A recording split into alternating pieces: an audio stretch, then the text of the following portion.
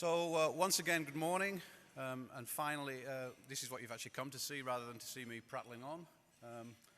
On behalf of Rio and the Energy Policy Institute and the University of Queensland, I'd like to welcome Professor Ottmar Edenhofer, I did my best, up to speak on Paris climate aspirations and realities. Thank you, Professor.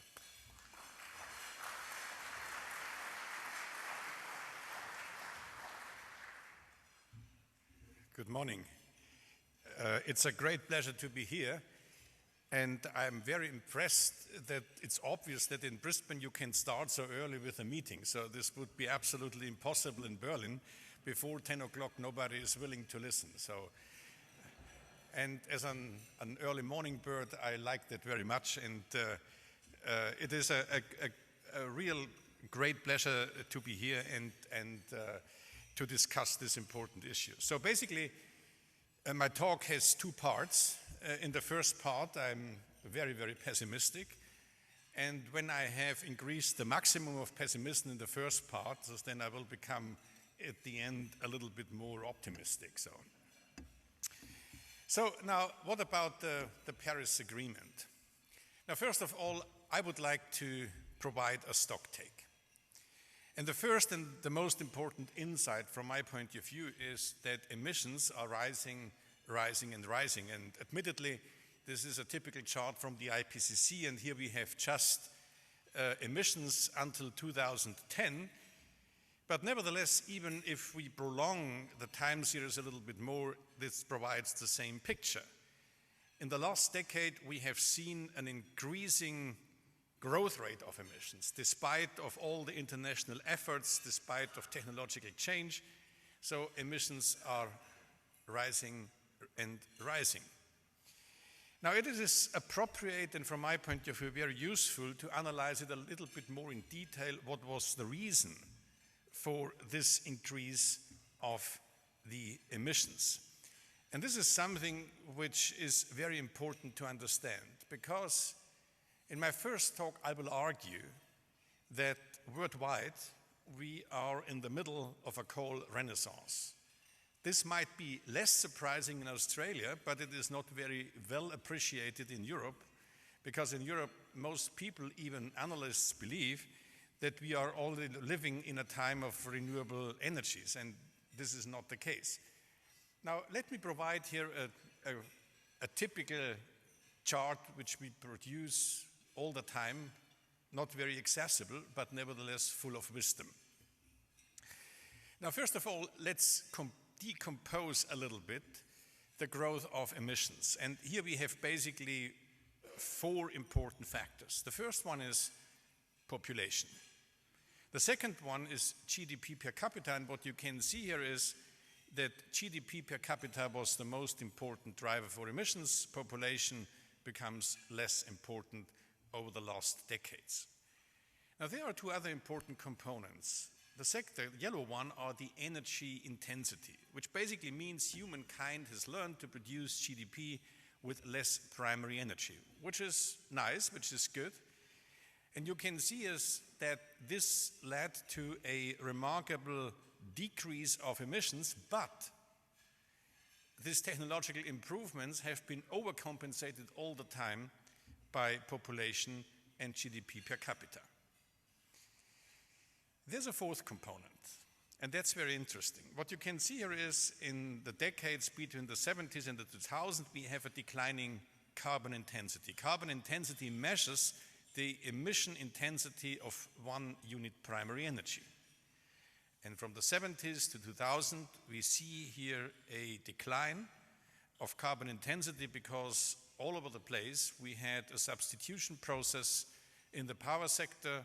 Coal-fired plants have been substituted by gas-fired plants. But in the last decade, this development has been reverted. And this is something which we have to understand quite carefully. And therefore, I would like to ask you to look here from you on the right-hand side. So first of all, if you look at the renewables, you can see that renewables worldwide have contributed to emission reduction.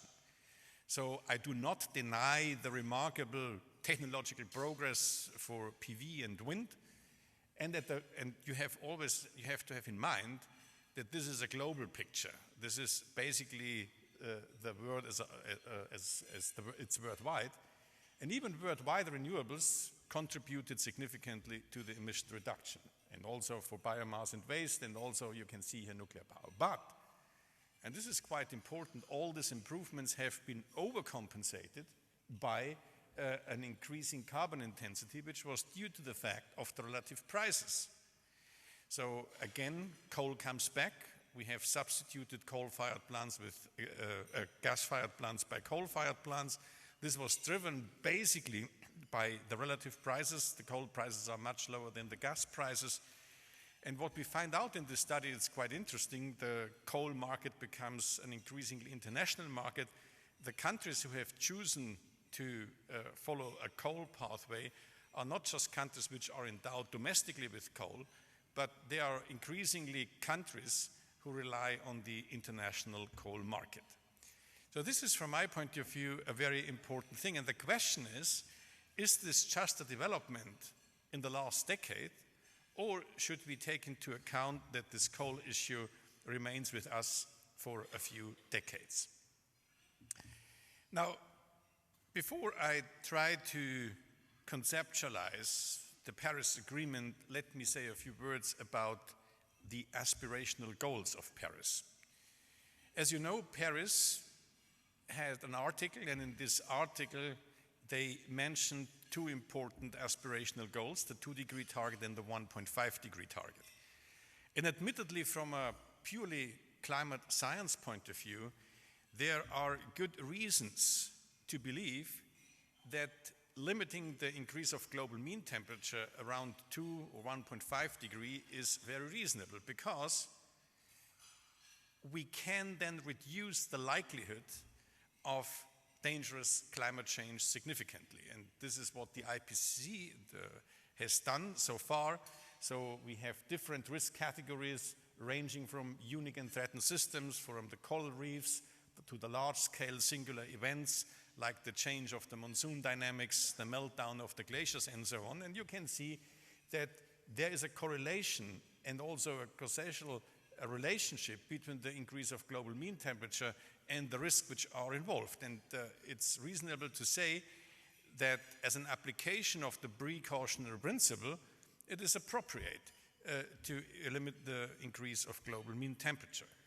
This cannot be derived from any physical formula, but it's a kind of a pragmatic approach, the application of the precautionary principle. So this is something which is, from my point of view, from the impact research, reasonable to do, and I will not go into the details. I would like just to highlight another aspect which is quite important. All these risk categories, ranging from threatening the coral reefs to the large-scale singular events, they are quite important, but there's another aspect of climate change, and this is the impact of climate change just on our economic productivity. There's a remarkable stable correlation between the annual average temperature and the labor productivity in many, many countries. So, and for many countries, it is appropriate to have the annual average temperature in a way that maximizes the labor productivity. And unfortunately, in many, many countries, for example, in Southeast Asia, we will see a remarkable decline of GDP per capita. It's just measured in economic terms. Why? Because the increase of global mean temperature has a negative impact on labor productivity. And this is important to understand. The negative impact is not just in the agricultural system.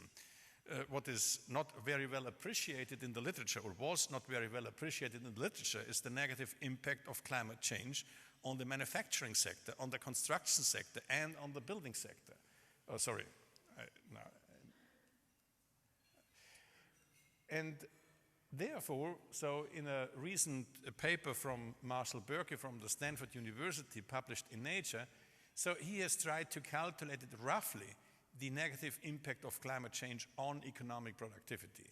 And interestingly enough, so Europe benefits a little bit from climate change. Other countries, for example, like the Middle East and North Africa, are harshly impacted by climate change. And so in Europe, this chart becomes very popular because people understand now that climate change exaggerates or increases the economic inequality between Europe and Africa, and the increasing inequality might be a further reason for further migration. And in Europe, we are now discussing migration and the migration crisis quite heavily.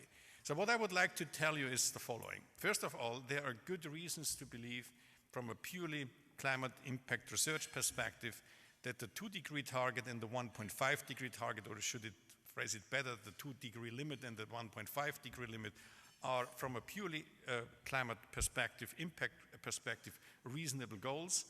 Unabated climate change can be very, very risky, even if we just take into account the impact of the changes of the annual temperature on labor productivity.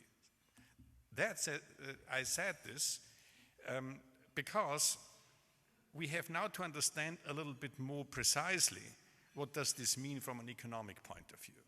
And here I would like to conceptualize a little bit that climate change is deeply a risk management issue.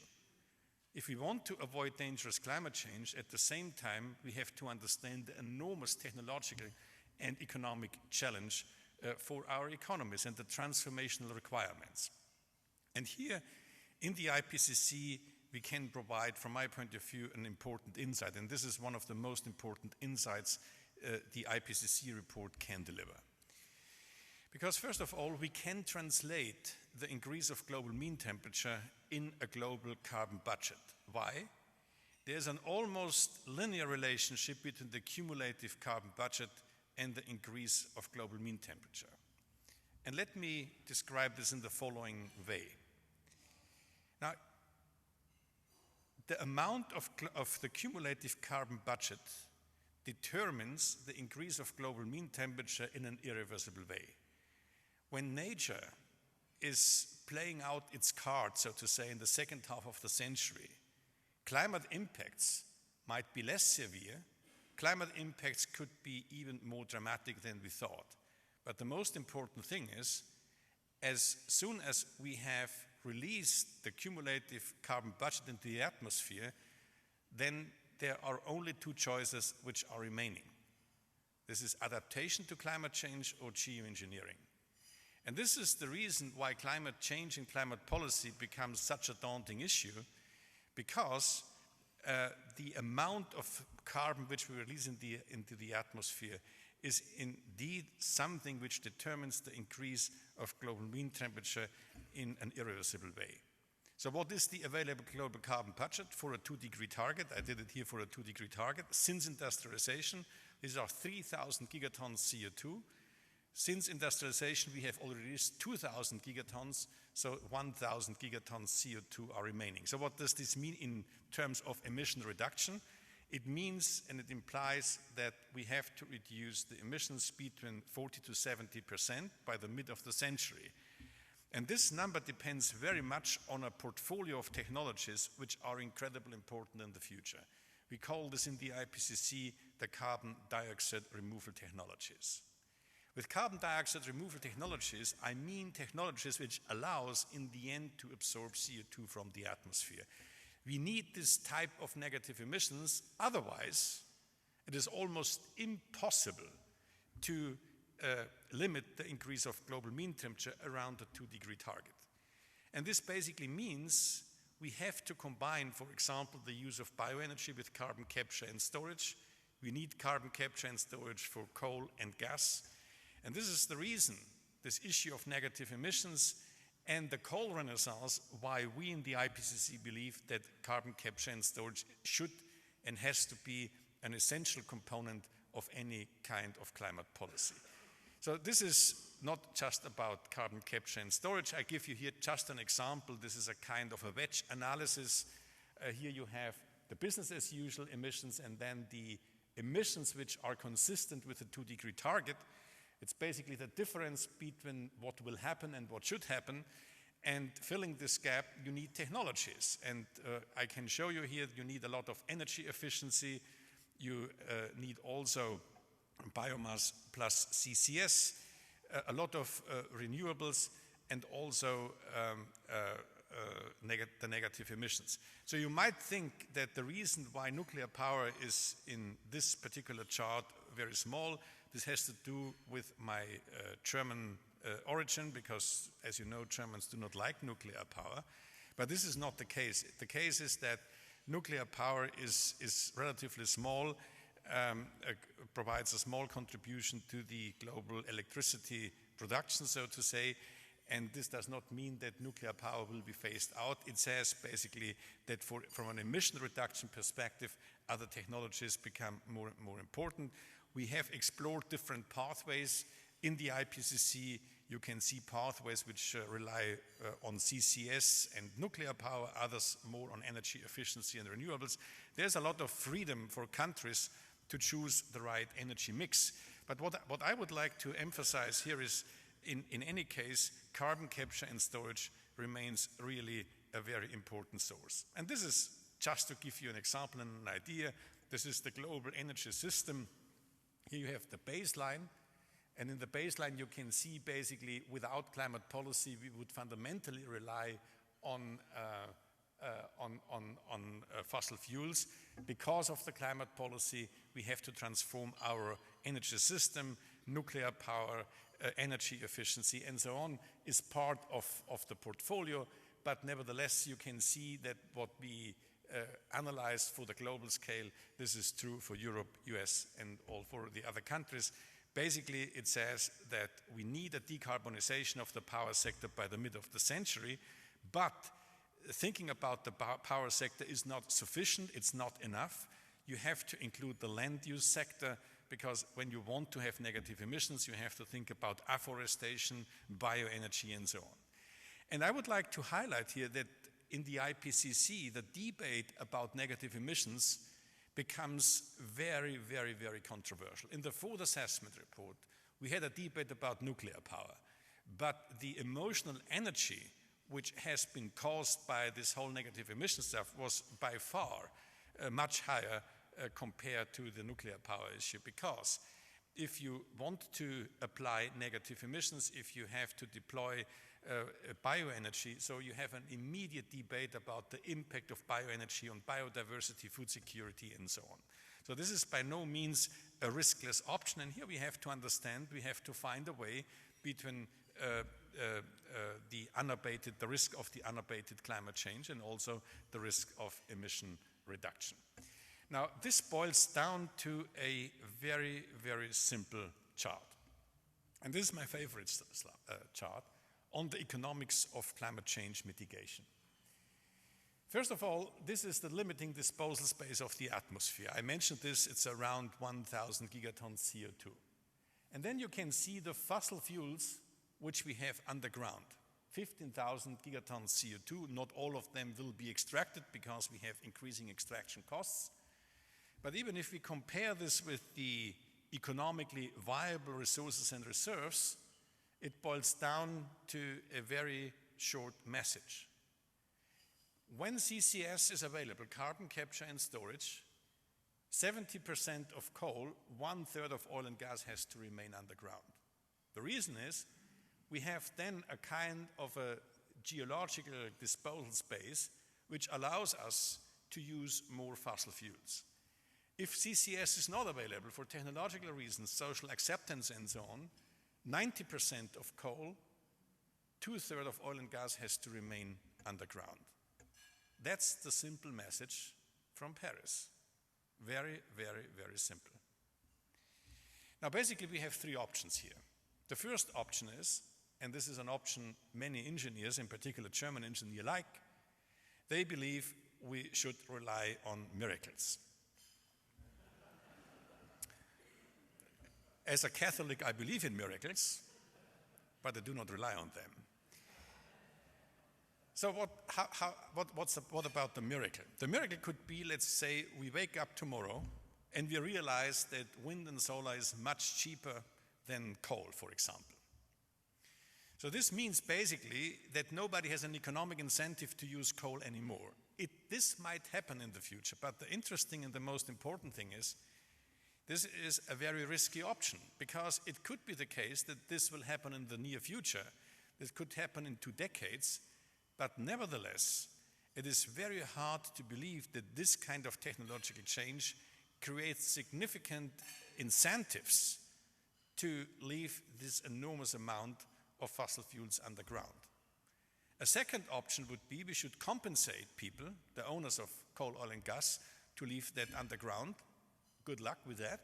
If a European politician should convince the public that we should subsidize Saudi Arabia or Russia, we could try, but nevertheless, I am not so convinced that this is the right way to do.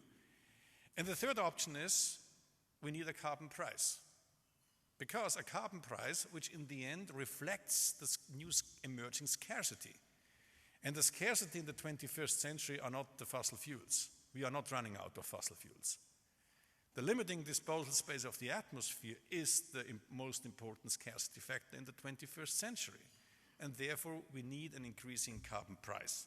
Okay, this is not terribly new, but I would like to highlight a little bit this in a context. And by the way, so how I'm doing in terms of time? You remind me 5 minutes before, so then I come to an end. Now, let's analyze a little bit in this context the Paris Agreement.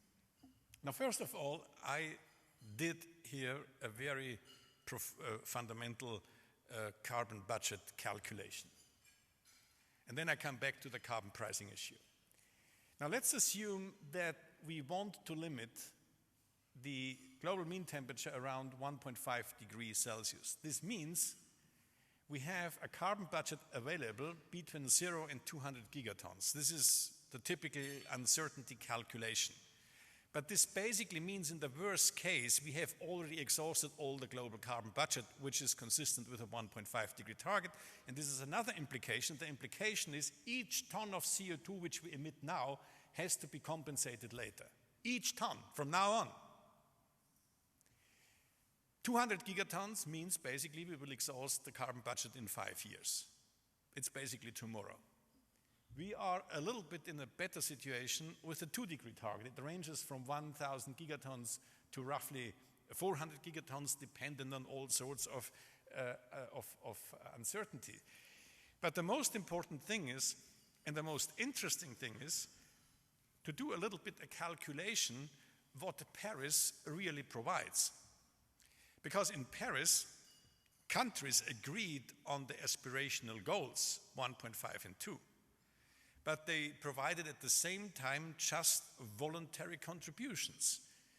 And the voluntary contributions basically are saying countries agreed that until 2030 they will use the whole available carbon budget, which is consistent with a 2-degree target.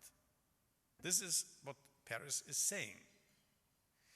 Now, if you talk to the climate diplomats, they argue, yes, these are the voluntary contributions as they stand now, but we want to organize a ratchet up process so the level of ambition will be increased. Fine. But nevertheless, what we have now on the table is basically that the countries will exhaust the whole global carbon budget by 2030. And again, we have done a few uncertainty calculation. In the best case, in 2030, we have 400 gigatons available. In the worst case scenario, we have already accumulated a carbon debt, which basically means we need a lot of negative emissions in the future, and we need a very speedy scaling up process for new technologies. Now let me highlight one aspect here, and this is again the issue of coal. I talked about the renaissance of coal in the past, but the crucial question is, what about the renaissance of coal in the future? And if you look carefully, what countries are providing in their voluntary contributions, there are also significant plans to build up new coal-fired plants, around 1,400 gigawatts. So this number might be debatable, but nevertheless, you can do a rough calculation with the existing and the planned coal-fired plants. So the existing coal infrastructure, I'm not talking about gas, I'm not talking about coal, I'm just talking about oil and gas, I'm just talking about coal. So the coal basically says that over their economic lifetime, they will produce more than 400 gigatons CO2. And here, I have assumed that only 1/3 of the coal-fired plants will be implemented. We know that not all the plants will be implemented, but even if 1/3 are implemented, it leads to roughly to 400 gigatons CO2. So what can I learn from this? First of all, I can learn that at least the country's voluntary contributions are inconsistent. The environmental ministers provide something in Paris, the economic ministers are undertaking or carry out the plans. At least in Germany, we are good to be quite inconsistent in environmental and in economic policy. I assume that in Australia that's totally different, but at least so in Germany, we have built up a reasonable reputation on inconsistency.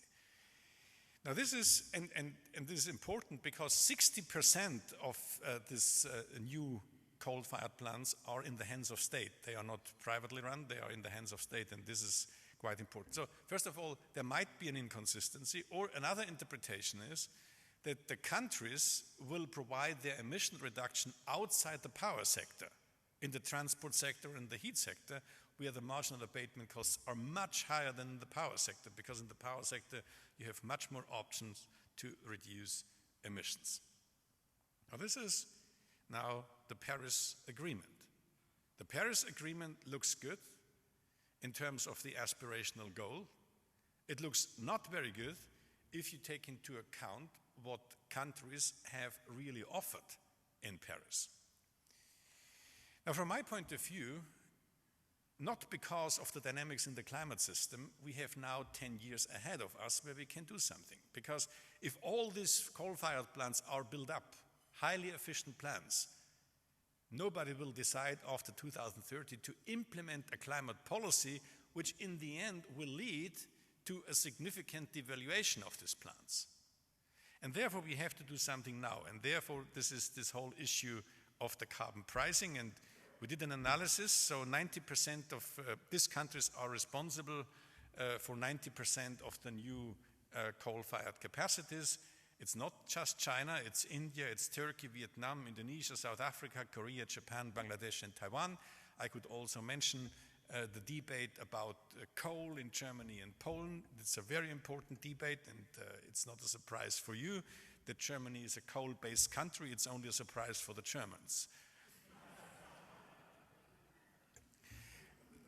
So let me say something, and also, and this is also quite important, so it's the power of the relative prices, but it's not the power of the relative prices without subsidies.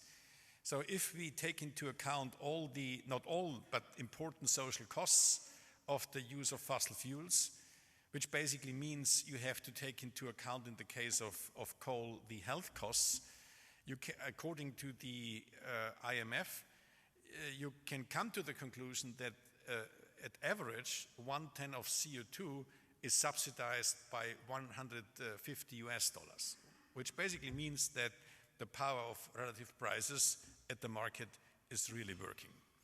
Now, what can we do? What would be the proposal? And let me highlight this in the last few minutes, because this seems to me is now the real challenge ahead of us.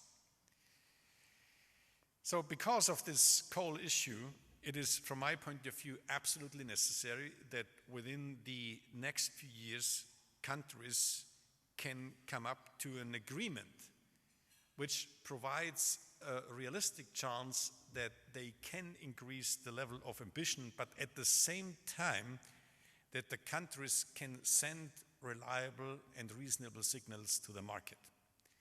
And the most important signal to the market is indeed carbon pricing. But how can we think about carbon pricing in a world of, let's say, 194 or 95 countries?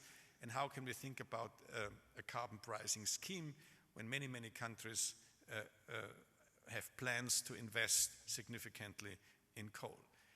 Now, the first thing what I would like to propose is the following. let's translate the voluntary contributions in implicit carbon prices. First step, number one. Why?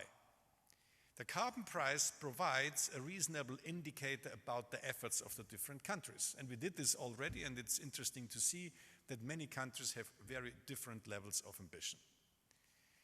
At the second step, we have to acknowledge that countries have a different level of the willingness to pay and also the capability to pay for climate policy. And now here I come to a very important institutional innovation Paris has provided, and this is climate finance. We have a green climate fund. Within the green climate fund, an annual amount it should provide is about 10 billion US dollars. It could also be reached up in the next few years. But the most important message I would like to provide is the following. Without transfer schemes, there is absolutely no way to convince countries to increase the implicit and the explicit carbon price. However, these transfers should be given to the countries conditionally. So I would like to make an argument against unconditional transfers, where people will get just money from the Green Climate Fund to do something to finance adaptation or mitigation. No, what I would like to see is a green climate fund, a generous green climate fund, providing conditional transfers for the increase of the national carbon prices. And I do not believe that we should have one uniform carbon price which is imposed by a supranational entity or authority like the UN. We need national carbon prices, and the revenues from the national carbon prices should be available for the countries domestically, and when they will increase the level of ambition, they can get then additional transfers from the Green Climate Fund. A carbon price, and this is not very well appreciated by many analysts, is providing three wonderful things. First of all, a carbon price incentivizes carbon-free technologies. Second, it penalizes the fossil fuels according to the carbon intensity. And the third thing, which is not very well appreciated by many policymakers and in particular by finance ministers, a carbon price creates revenues. And the revenues can be used for reasonable investments. And we did a calculation. There is a huge infrastructure gap around the globe, and in the G20, in the next 2 years, there will be a significant debate about the infrastructure gap on water, electricity, transportation, and telecommunication. And according to my own calculation, it's about 12 trillion US dollar which are needed for closing this infrastructure gap, and to be a little bit more precise, to provide a universal access to clean water, to clean electricity, to transportation and telecommunication. And I'm not saying all these issues are necessarily related to climate change. This is not necessary. We can use this with carbon pricing. And what you can see here, so that in many, many countries, a reasonable national carbon pricing scheme complemented by transfer schemes can provide for electricity, water, sanitation, and so on in almost all the countries a universal access to these services. I'm mentioning this because this could become an important step in the debate within the G20, and to convince people, and in particular convince finance ministers, that carbon pricing can be a very, very efficient way to generate revenues for useful things. Now let me come to an end to explain you a little bit what we are doing now in Europe. In Europe we had a carbon pricing scheme. It's the largest, one of the largest, I suppose it's the largest carbon market worldwide, but it is malfunctioning, and you can see this here that we have a declining price on CO2 in the market, and even after Paris we see a price decline.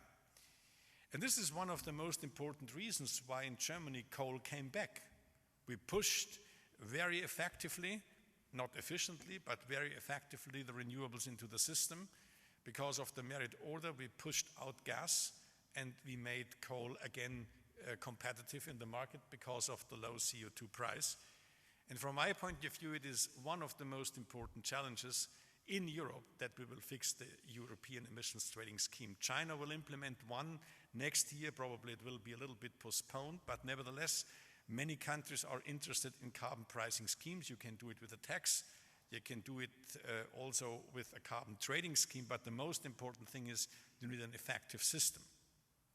The system in Europe is not very effective because, and this is quite important to understand, according to our analysis, the decline in the prices has nothing to do with the market fundamentals. You could argue the European emissions trading scheme delivered the cap. That's fine from an environmental point of view. And if the price is declining because of the technological change, it's fine. So we can deliver emission reduction at a very, very low level. But this was not the case. So the price decline was not due to technological change. It was primarily driven by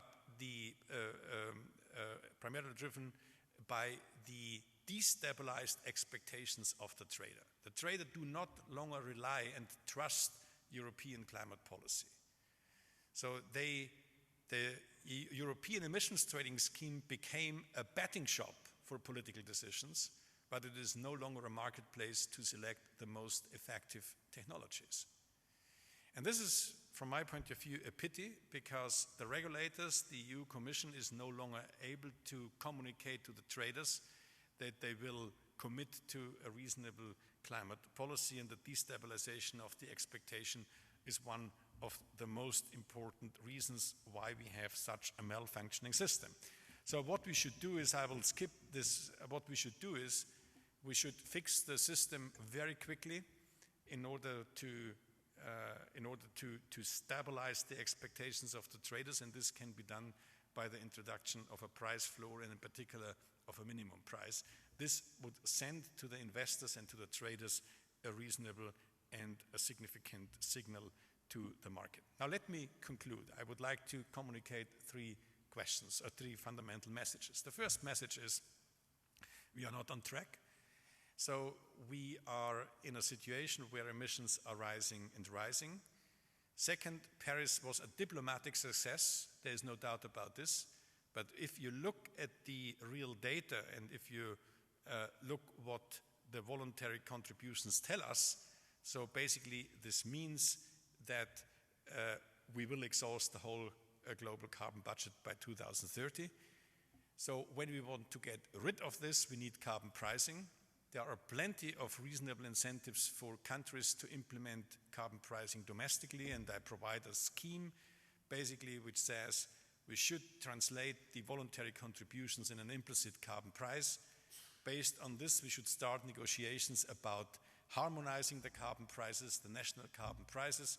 So this can be complemented by a transfer scheme, a conditional transfer scheme at an international level.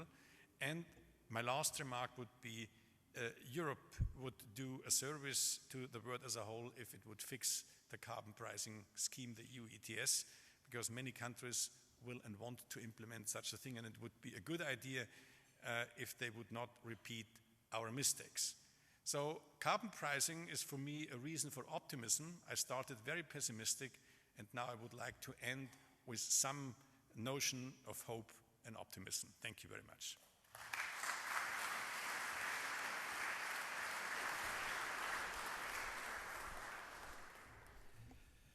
Oh, Professor Edenhofer, thank you very, very much for that. We've gone a little over time, and I'm delighted we did, because there was so much ground to cover and so much important information to share. And I'm going to take an executive decision, and that is I'm going to extend this whole event for another 15 minutes, because this is a golden opportunity to pick up some valuable knowledge. It's a very rare opportunity to pick up some valuable knowledge from somebody who's such an expert in the area. My name's Robert Pritchard. I'm the head of the Energy Policy Institute of Australia in Sydney. We have members all around the country, a cross-section of the energy industry, from renewables through to fossil fuels, through to nuclear, you name it, and also into demand-side management.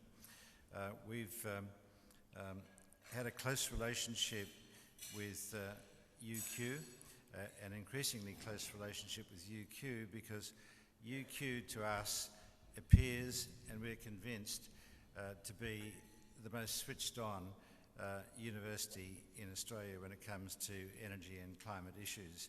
When I say switched on, I mean still connected with reality.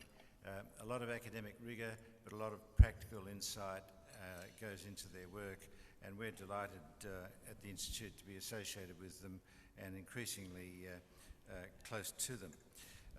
I also want to pay tribute to Rio Tinto, the other sponsor of this event, because Rio Tinto has been extraordinarily generous to the Institute and to UQ in running these, in sponsoring these events over the last 3 or 4 years. And we just couldn't have started the series without Rio Tinto's assistance at the beginning. We're now beginning to widen the sponsorship, but we're extraordinarily grateful to Rio Tinto for the initiatives they took. So can I ask, please, to come to the stage, Peter Freyberg, who's the head of Global Coal with Glencore, the major international trading company and mining company, who's going to be the first member of the panel. And then from UQ, Professor Hoegh-Guldberg, who's going to be on the panel as well. Peter's obviously, as his title implies, the head of Global Coal in Glencore, and Ove is the director of the the Global Change Institute at UQ. Now, before I ask for questions from the floor, do either of the panelists want to make an opening remark, or should we go straight to the questions? What do you prefer? You happy to wait? Very good. Okay, well, questions from the floor. There's microphones around, so put your hand up, and if necessary to attract attention, stand up. And when the microphone reaches you, if you could mention your name and affiliation, ask a question, don't make a comment, because we're here to hear from our expert panelists and our expert speaker. So we'd prefer questions, we'd prefer them to be short, and we prefer only one question at a time, please. So who's going to ask the first question? Treverson Baker, you don't have to introduce yourself, I've already done it for you, Trevor. Just wait for the mic.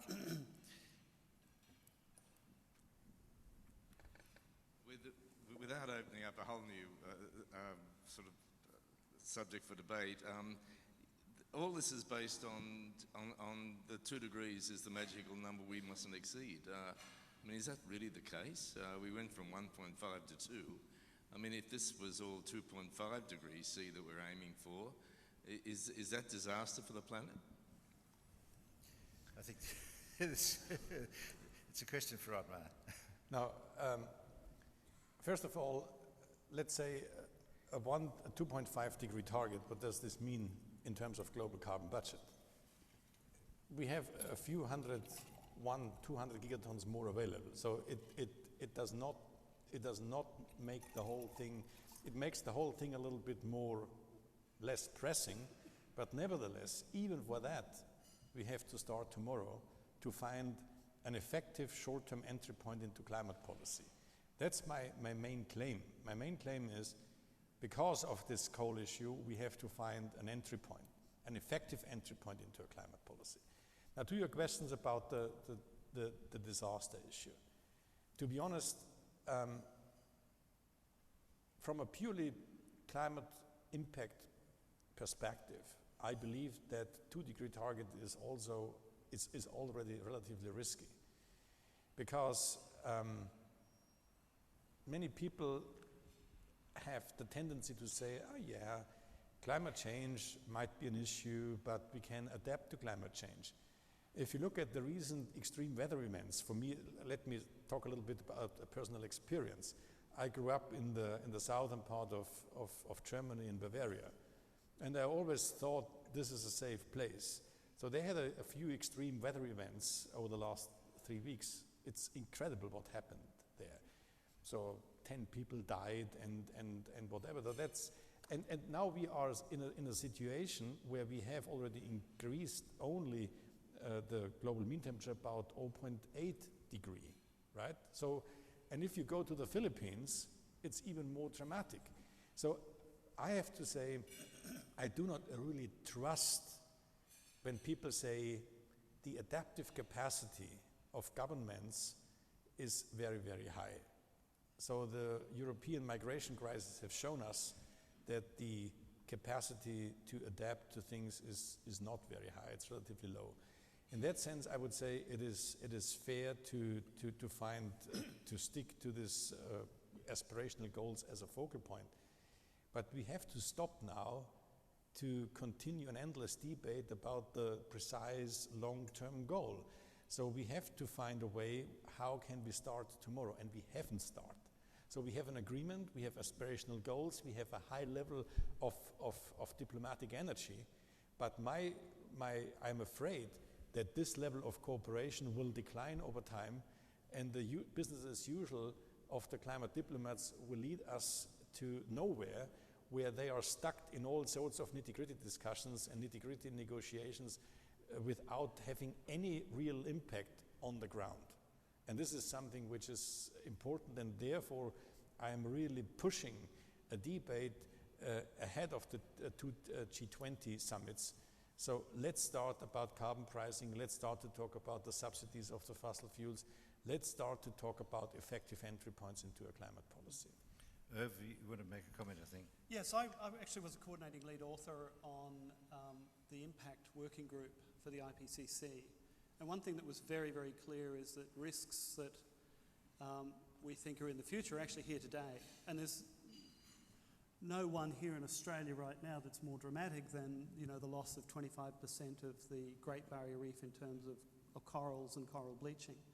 And it's interesting because you used the word precautionary, but we're well beyond precautionary. When you looked at that flame diagram, I don't know whether you noticed with the sort of 2-degree limit, a lot of it was already red at 2 degrees Celsius. And I think that's what we're facing, is that we've learnt that the sensitivity of the climate, of the weather systems, are far more sensitive than we actually thought. So I think, as has just been articulated, this debate is really about trying to arrest any further damage. Even at 1.5 degrees Celsius, we have lost 90% of the world's coral reefs. That's a really dramatic figure. And that has huge implications for industries and people, an estimated 500 million people. And that's just one impact. So I think that debate has been finalised. It's now really our chance to work against these targets to get the right sort of policies in place. Well, that's a fair comment, but at the same time, what Ottmar's brought to this discussion are a series of practical solutions or techniques that might be employed by these 195 governments in actually addressing the problem. Everyone realises that there's damage being caused, but the question is what do we do at a practical level to address it? We can't unwind the damage that may have been caused. We've got to look at what the steps are that we can take realistically. And I think, Peter, you would like to make a comment on that? Yeah, thanks very much, Robert. Just to start off with, we as Glencore, and we're obviously the world's largest thermal coal exporter, so this is a subject that we monitor and talk about, and we obviously interact with investors and other stakeholders on a lot, and have been studying progress with COP21 and what it means, and monitor demand patterns for coal and energy around the world. The reality is we talk about a 2-degree target, and now an aspirational target of 1.5 degrees C has been set in Paris. And if we look at the NDCs as they're now known, the nationally determined contributions, and we look at, for example, projections from the International Energy Agency in terms of where the policies will take us, they don't actually take us anywhere near the emission cuts that are required to get to 2 degrees C.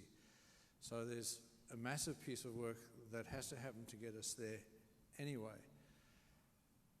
We're trying to understand, and I think Professor Edenhofer's presentation really was on the mark, showing the amount of coal that is being built. We as a thermal coal exporting business monitor the markets. We think between now and 2030 there's probably another 200, and this is after discounting the ones that we think might not be built. We think there's probably another 200 thermal power stations that are going to be built globally. And some may be efficient, some may be less efficient. Obviously there's a push to get ultra supercritical. So there is a real emissions problem out there, and in the absence of sound policy that drives the right technologies, and I believe we should probably move on to talk around some of those policies, but in the absence of the right policies that recognizes the reality of that increase in coal use, we're not going to have any chance of reducing emissions anywhere near those levels that they need to be. And Ottmar, I think you made the point that Germany's increased its use of, or its construction of coal-fired power stations in the last few years. How does that tally with what Peter's saying? You mean in Germany? Yeah, in Germany. Yeah, in Germany, so since 2002, we have built up 11 coal-fired plants, and now we are struggling with that. We have also a lot of very highly efficient gas-fired plants, but they are no longer competitive because of the merit order. So, and in the end, so in Germany, we are basically suffering from the low carbon price at the EU ETS. And if you look at Poland, it's also a quite interesting case. The mines in Poland are closed, but now Poland starts to import the coal from the United States. By the way, the United States will not use coal anymore domestically, but they will become a large and important exporter of coal, and in particular to Europe. So this is a very strange thing. And so now we have now in Germany a huge debate about the phase out of coal after Paris. It's very, very controversial, but this aspect has two components. The one component is, so what should we do in Germany with coal? But interesting, the hotspot in Germany about coal is very close to the Polish border. Now think about the following situation. The Germans will say we will get rid of coal. Probably they can do this, but a few kilometers after the border, Poland will build new coal-fired plants. This is not a winning game at all. So we have to learn that we can only solve the problem at a European level. And this needs a fix of the EU ETS, because if we have this price floor and increasing minimum price, so this creates a level playing field for all member states. But now we are in deep trouble in Europe. So exactly next week, we will have the referendum on the Brexit. We are at risk that basically the whole European policy in general, and in particular the climate and energy, will become extraordinarily nationalized again. Yes. And if this is the case, so we will lose basically the most important instrument we have already implemented in Europe, the EU ETS, and this would be, from my point of view, a total disaster, because otherwise, so you cannot harmonize the whole thing. And by the way, this minimum price issue in Europe has the same logical structure like the minimum prices at an international scale. Germany can only convince Poland, for example, to accept a higher minimum price if transfers are provided. So this needs coordination, it needs burden sharing, it needs increasing ambition, so this can be done. But no, we are not in a very good situation to implement such kind of policies. Okay. Next question from the floor. Put your hand up, please. There's the microphone over there. Where's the hand? I will say immediately something positive. Oh, sorry, one here. Thank you. Fiona Nichols, thank you very much for your talk. And Professor from Origin Energy, yes? No. Wrong. Where are you from? Sorry. So I currently work for myself. I have my own business, having spent 30 years in the energy industry. But I wanted to raise the question, and thank you for, first of all, thank you for your talk, But also, Professor Edenhofer, you talked about the importance of carbon capture and storage. This is not just for coal, but right across anything that produces carbon when it is combusted. About 10 years ago, we had both a global and a national narrative around what we should be doing for carbon capture and storage. I would like to ask each of the panellists, do you think that we are currently doing enough? And if we are not doing enough for this technology, what would it take to be able to bring this technology to meet the potential that was raised in the talk? Very good. So who'd like to start? Probably you should start. You decide. I'm happy to talk about CCS. I think just in terms of a promo, Glencore has a wholly owned subsidiary called CTSCo, which is the Carbon Transport and Storage Company here in Queensland. This has existed since 2007.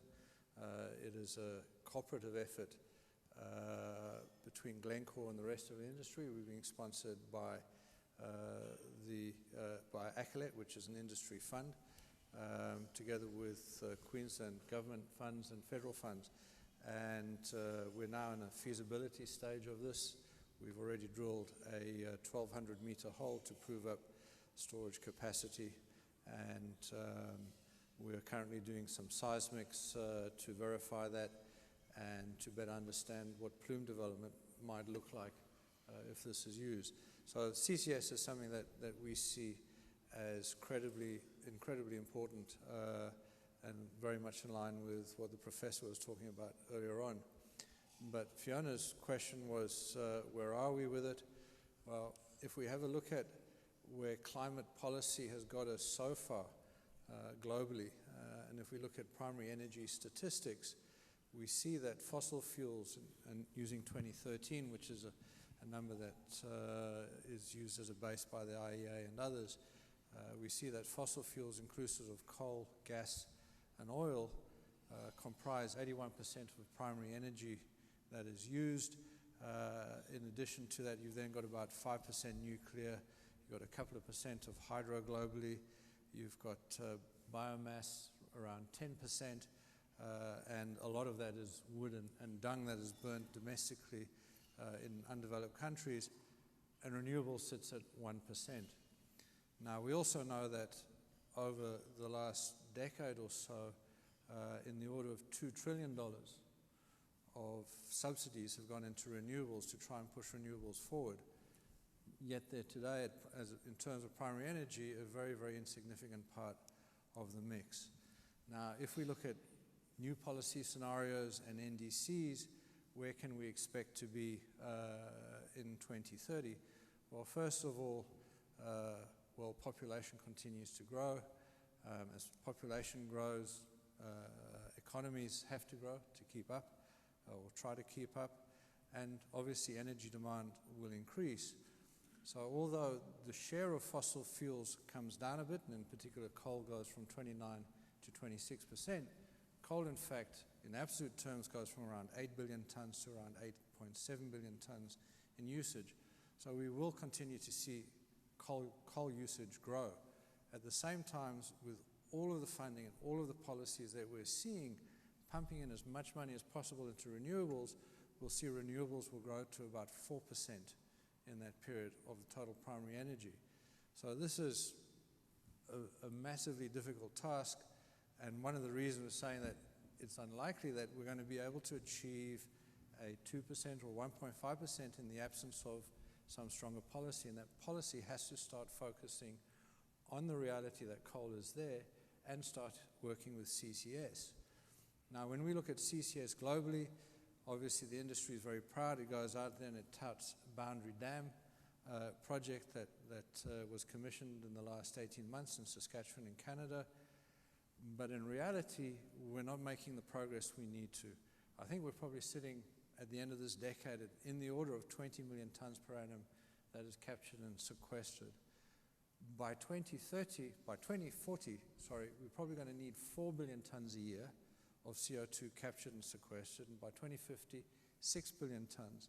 And if you look at where we are on the curve, and if you look at policy and whether or not it's going to promote that massive type of acceleration, it simply isn't there.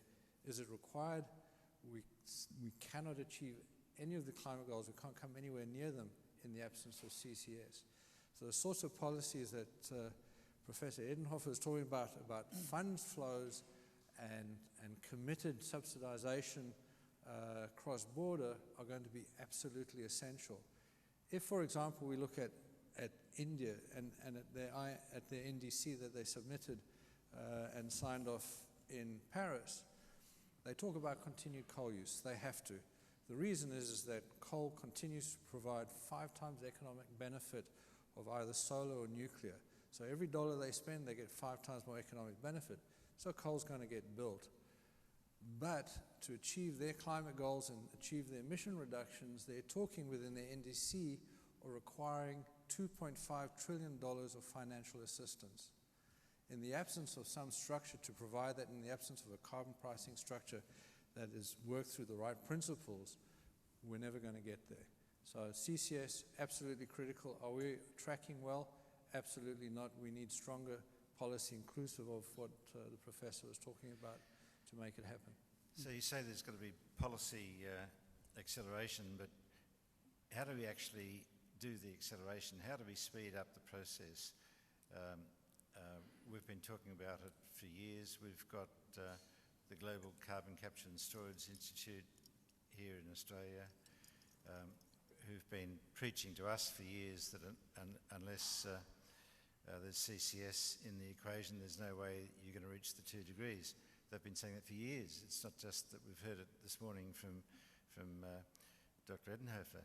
So what is the bomb that you've got to put under governments to get them to spring into action here?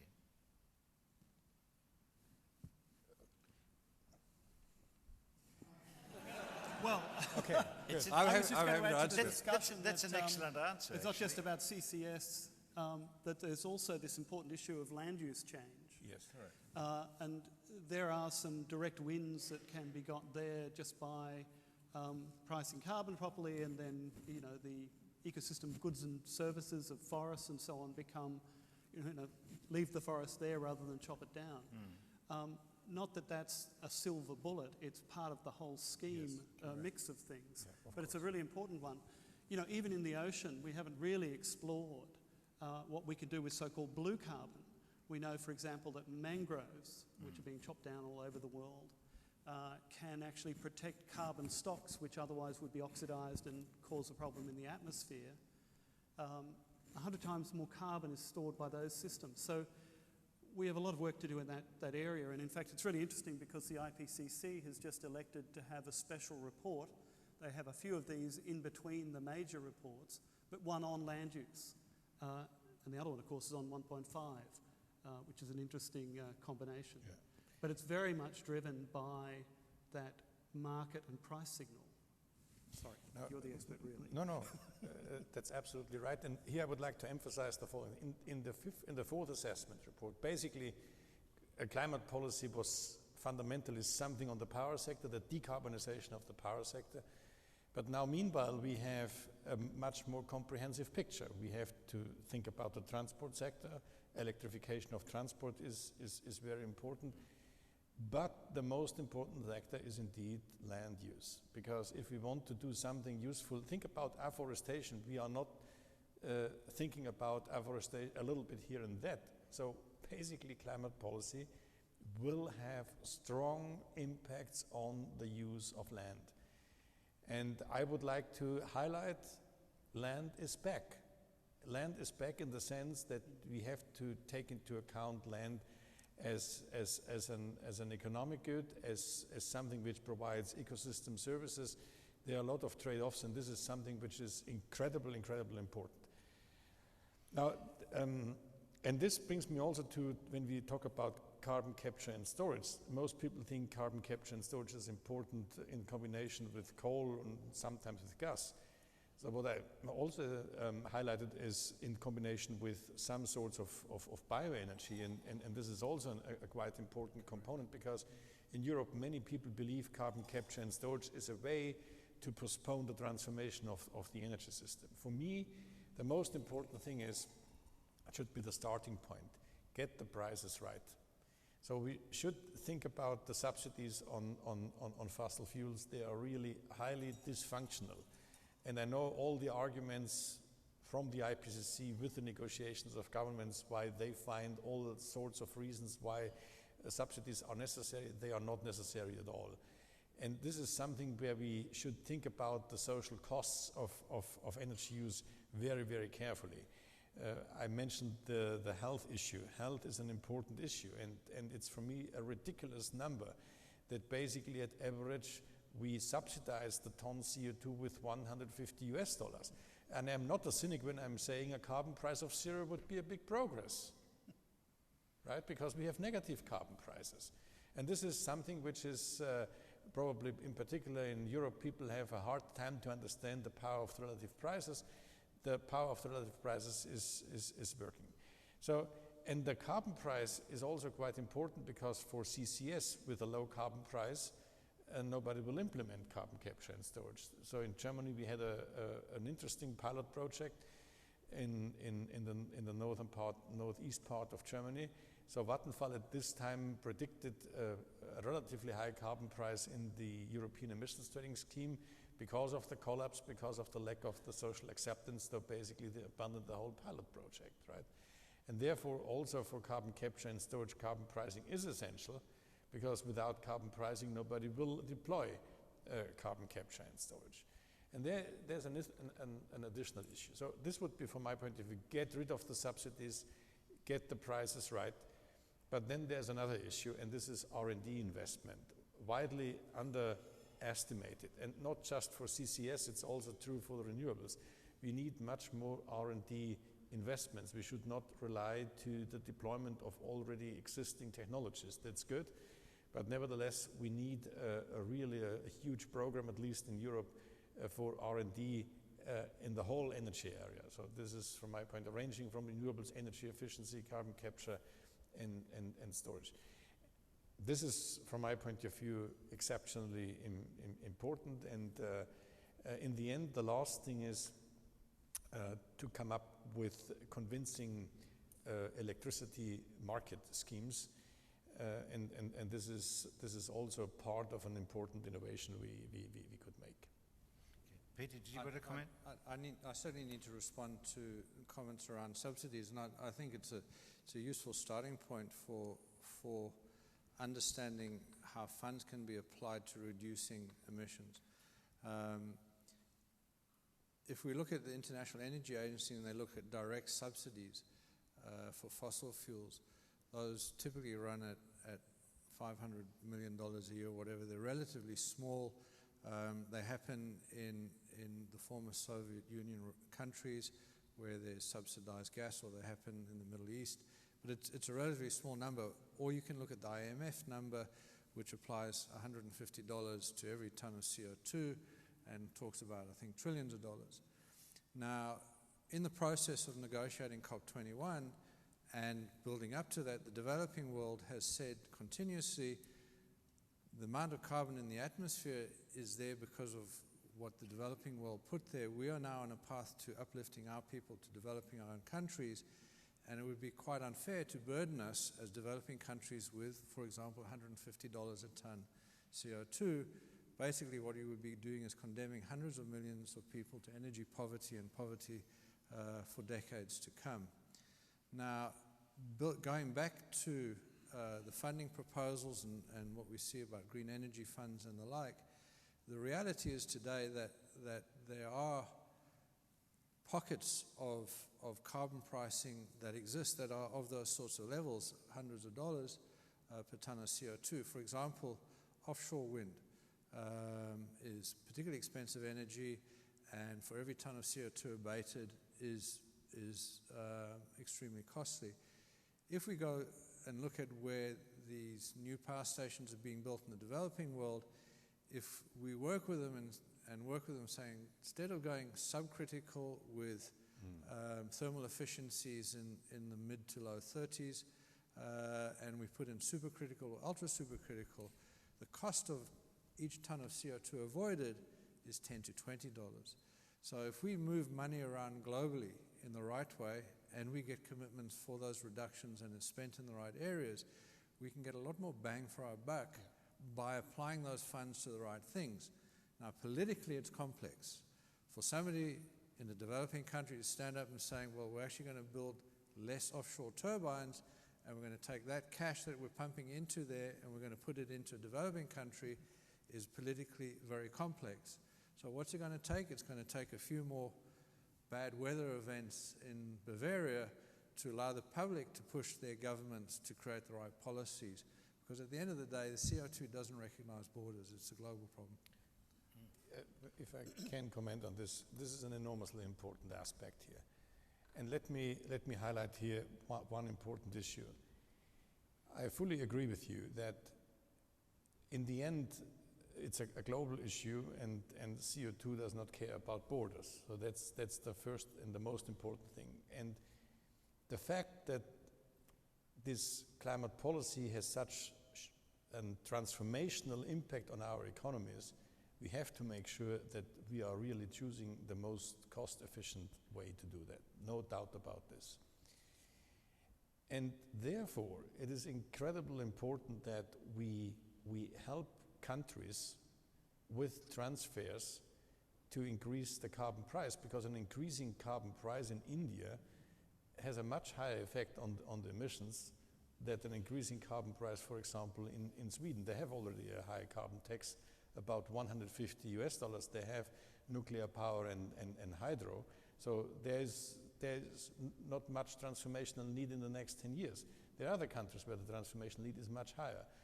But this is very important. Politicians have to understand two things. Transfers are needed, but we should provide them conditionally.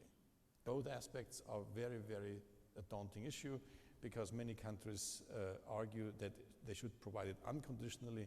And the second thing is, in many, many cases, transfers are not very, very well appreciated as one of the most important tools for international climate policy. So in that sense, I fully agree. Let me say the last word on the subsidies. You're right. So these are basically 550 billion per year, and most of them is directed to oil. It's not about coal. But for us as an economist, we do not care too much when we try to calculate the subsidies, how much a finance minister is spending or subsidizes his or her oil exports. So for us, the subsidy is already there if the price on the market does not reflect the true scarcity, and if important cost components are not included. And the IMF number multiplies the 550 billion per year with a factor of 10 just to include the health costs. And this is an enormous burden on societies. So in that sense, and if you and most of this goes back to the coal. I do not blame coal. I fully understand your argument, but what we have to learn in the perspective of climate policy, that we are really honest to assign the true real costs to our activities, and the same is true, by the way, for the renewables. And I would be very much pleased also to get rid of the subsidies for the renewables in the end. So it could be done at the beginning when they are a niche market, but then you need always for each subsidy a sunset clause. But again, I am sure that you understand this in Australia perfectly. Only the Germans have here a big problem. But in Germany, what we are doing now, for example, is we are not implementing a carbon price. Instead of implementing a carbon price, we subsidizing now electromobility. But what will be the effect of subsidizing the electromobility? This will basically say, on top of the old cars, we have now a few new cars for the higher middle class, and the poor people subsidize these relatively luxury cars for the upper middle class. Is this the right climate policy? I have serious doubts about this, right? And this is something we have to understand, that politicians have a hard time to implement a carbon tax or a carbon price, and in addition to that, to make the carbon price relatively progressive. These are the challenges. It's the distributional aspect, and it's the aspect that basically the carbon price tells the truth to everybody, and you cannot hide the truth with subsidizing people for technologies. So, and this is something which people have to learn, and a very high-ranked politician in Germany said, we invested so much in our renewables, we can no longer afford, we cannot afford in the future any kind of reasonable carbon price. And this is an absurd statement. If this is and this is around in many countries, this is the sentiment. And if this is the sentiment, we will not achieve anything, and this would be a shame. Well, I have a plan, and the plan is to have one more question from the floor, and then after that question's been answered, I'm going to give each one of the panelists the opportunity of making a closing remark, and that will bring us to the end of this extraordinarily valuable discussion. Now, who's going to be the person who's going to ask the last question? The lady at the back, I think. Yes? No? A gentleman? I saw a movement. There's one over here instead. Thank you. No, behind.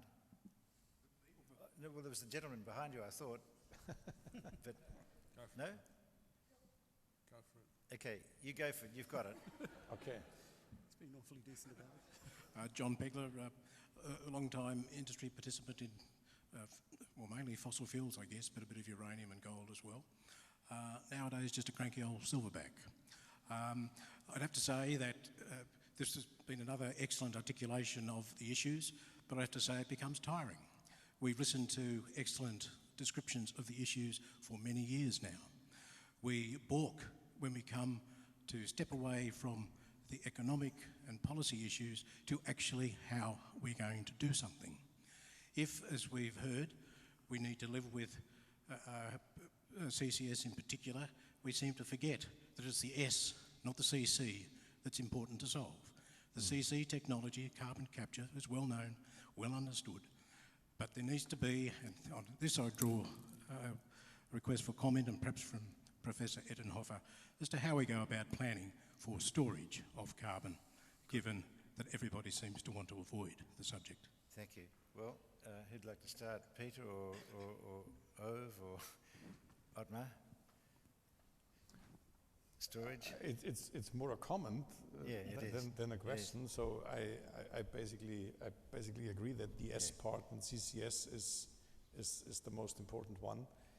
And so here there are a lot of issues, not just economic issues, but in particular social acceptance issues, risk management. So that's an important thing. And the pilot projects we had in Germany, the sequestration part indeed was the most complicated one, right?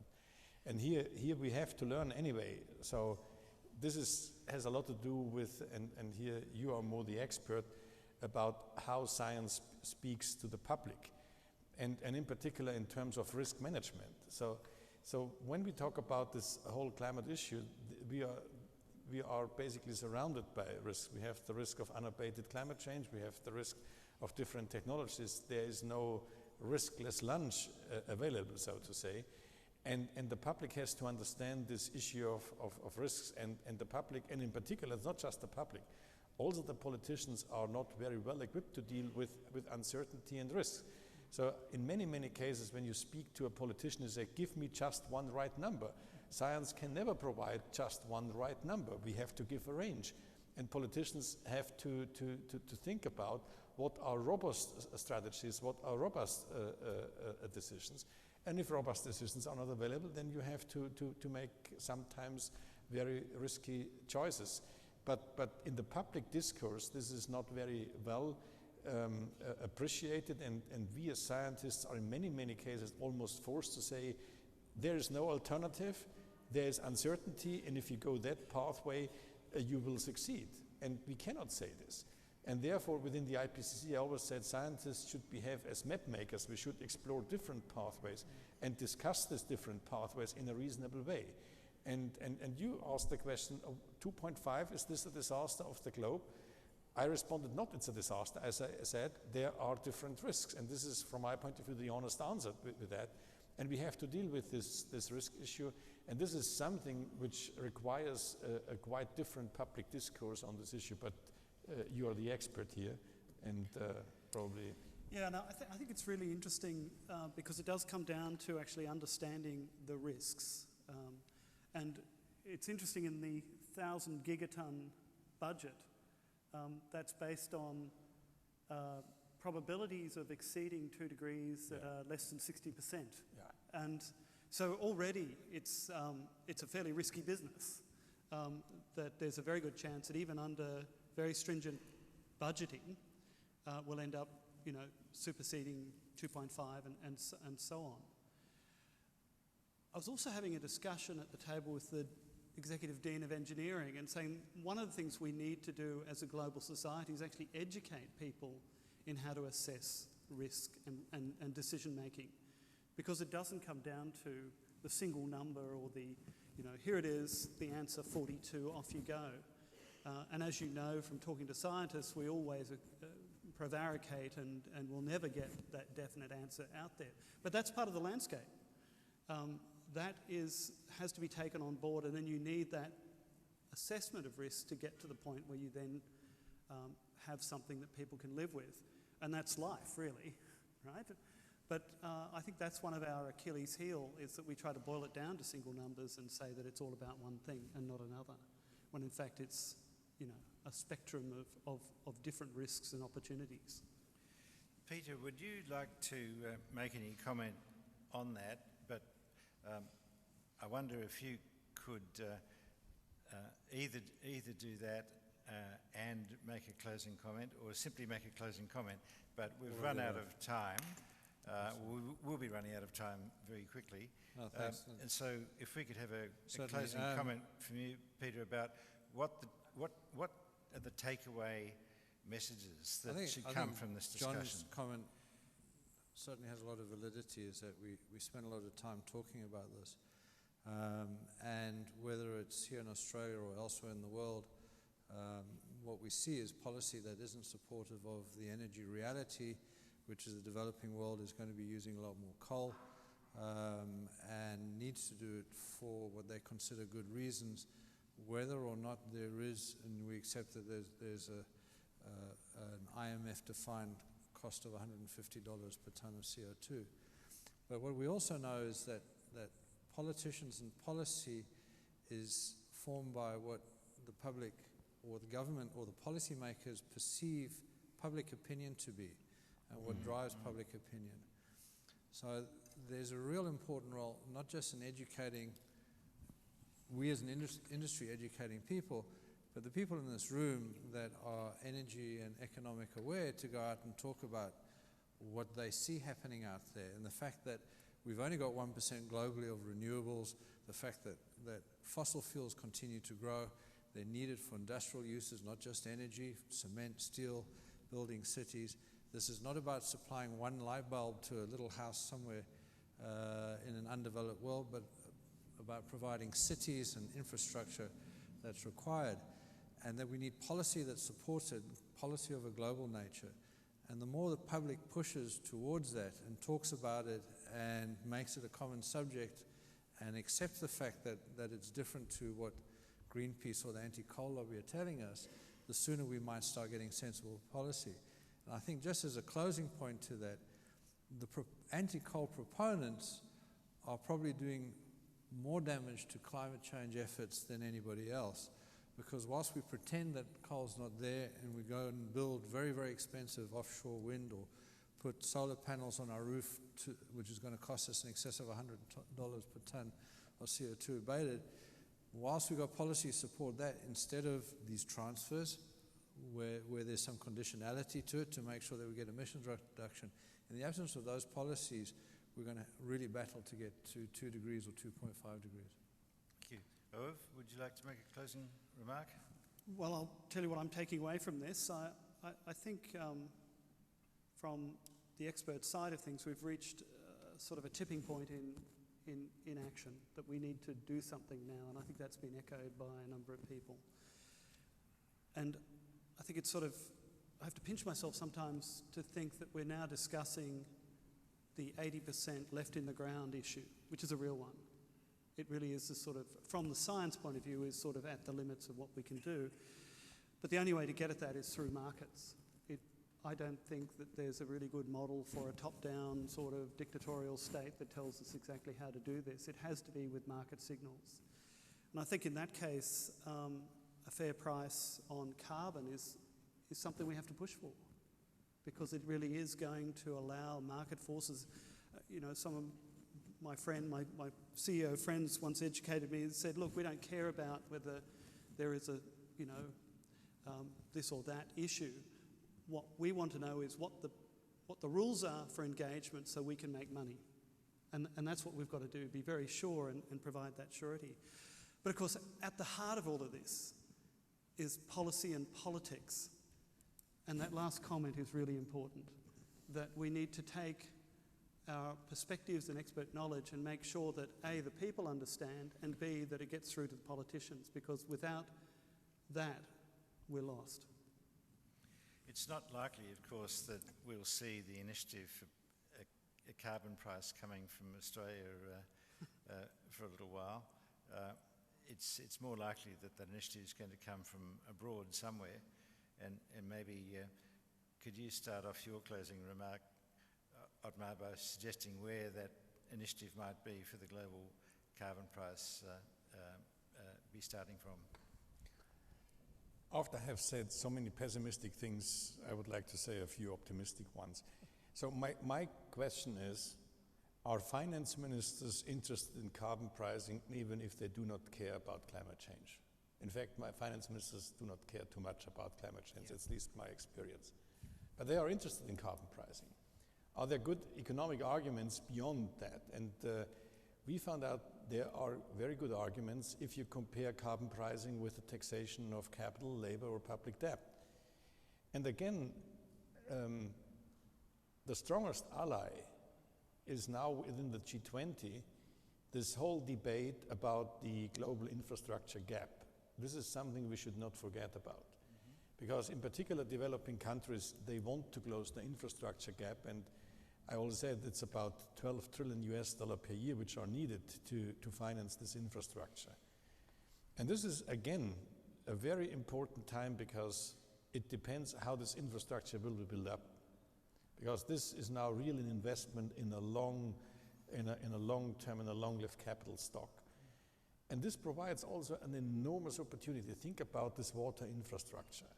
If you think for a moment what this would provide for the world, if we could manage to offer universal access to clean water, this is enormous. This is enormous about public health.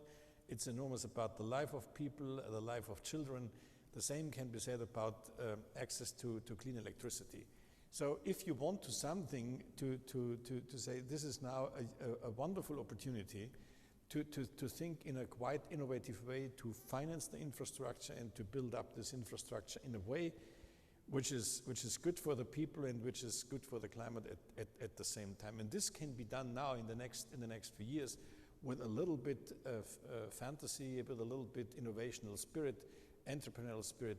In that sense, I would say I'm not running out of hope, and in particular, this whole issue on this infrastructure gap, this is something which finance ministers, economic ministers wants to discuss at the G20, and I hope we can here define and find reasonable entry points.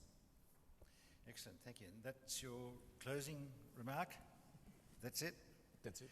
Okay, well, I've got some good news for everyone, and that is all is not lost.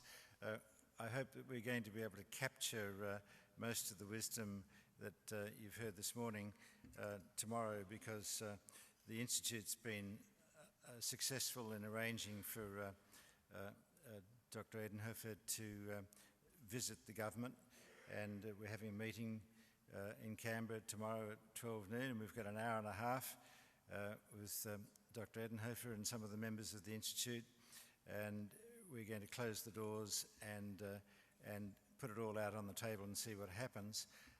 That'll be a private meeting, obviously, but it's being hosted by the Department of Environment, and I've asked them to invite Treasury, and I've asked them to invite Foreign Affairs, and I've asked them to invite the Department of Industry and the Innovation section, and the Office of the Chief Scientist, as well as, of course, the Division of Resources and Energy.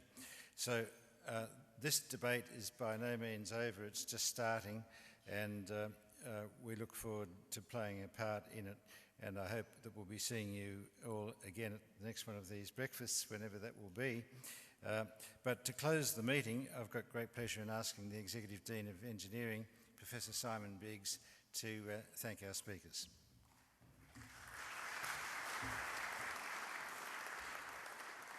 Thanks, Bob. I don't mind getting up early either, and I always try to make a special effort to come to these sessions around the Energy Exchange series. And I never fail to leave without having my prejudices challenged and without being stimulated to go away, think some more, read some more, learn some more. And this morning's no different. And for that, I'd really like to thank Professor Edenhofer for making the effort to come to Brisbane, for really setting up the debate and giving us great insight into, I think, where we are after the Paris Agreement in reality.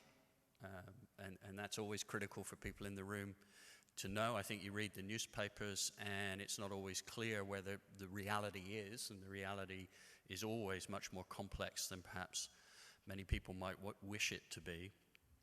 I'd also like to thank Peter Freyberg from Glencore, my colleague from the University of Queensland, Hoegh-Guldberg, for their efforts this morning in providing some alternative views through the discussion and debate. I think the discussion and debate was very stimulating, and it was, again, fantastic to really start to get a bit more of an understanding, I guess, about how incredibly complex this problem is. And I do agree, we did talk at the table beforehand. Anyone who has a chance to influence the debate about education, and I don't just mean at university level, and I have that ability, I really do think we should be thinking about why risk is not taught in high schools. Risk is so critical to everybody's life and to understanding how to make decisions, and yet most of us are awful at understanding risk and how it impacts on us. So without further ado, I'm aware of the time. I'd like to ask you one more time to join me in thanking this morning's panel, and particularly Professor Edenhofer.